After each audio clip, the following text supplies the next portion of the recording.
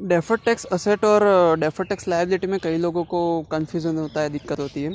और exam time में, मतलब एग्ज़ाम आवर्स जो होते हैं उसके अंदर कहीं फंबल ना हो जाए, इसलिए मैं आपको एक ट्रिक मेरी शेयर करता हूँ कि मैं क्या करता था कि है कि इसकी उसमें अकाउंट्स और टैक्स होते हैं, ठीक है। तो आपको उसको अकाउंट्स और टैक्स में कंफ्यूज नहीं होना है। आपको सबसे पहला एजम्पशन में दो एजम्पशन मैं आपको बताऊंगा। सबसे पहला एजम्पशन ये है कि आपको अपने आप को अकाउंट्स मानना है, ठीक है। आपको अपने आप को अकाउंट्स मानना है और टैक्स को डिपार्टमेंट मानना है, टैक्स डिपार्टमेंट, ठीक है। और दूसरा एजम्पशन आपको ये लेना है कि आपका जो अकाउंट्स वाला जो भी टैक्स आ रहा हो ना, या फिर टैक्स सेविंग आ रही हो, वो वाला करेक्ट है, ठीक है। वो वाला करेक्ट है।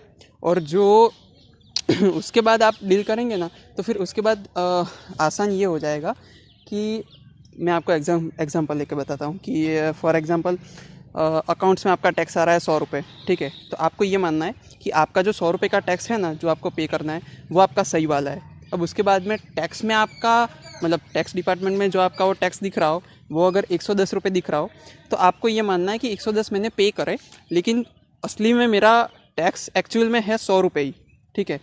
तो उसके बाद आपका सिंपली जो आप 11th-12th में अकाउंट्स करते थे ना, वही हो जाएगा कि आपका एक्चुअल में 100 रुपये, पर आपने पे करे 110 रुपये। तो मतलब आपने प्री पेमेंट हो गया, जैसे अपने 11th-12th में करते थे प्री पेमेंट या आउटस्टैंडिंग।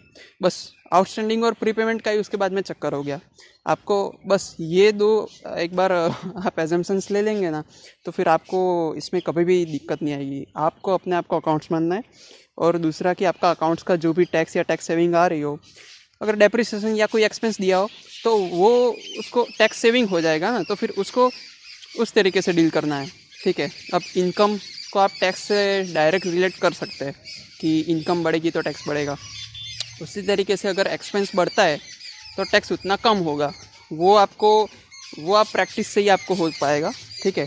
पर मैंने बताया कि आप ये दो एजम्पशंस लोगे तो आपको एग्ज़ाम में कभी भी फंबल नहीं होगा और कन्फ्यूज़न नहीं होगा। So try it and tell me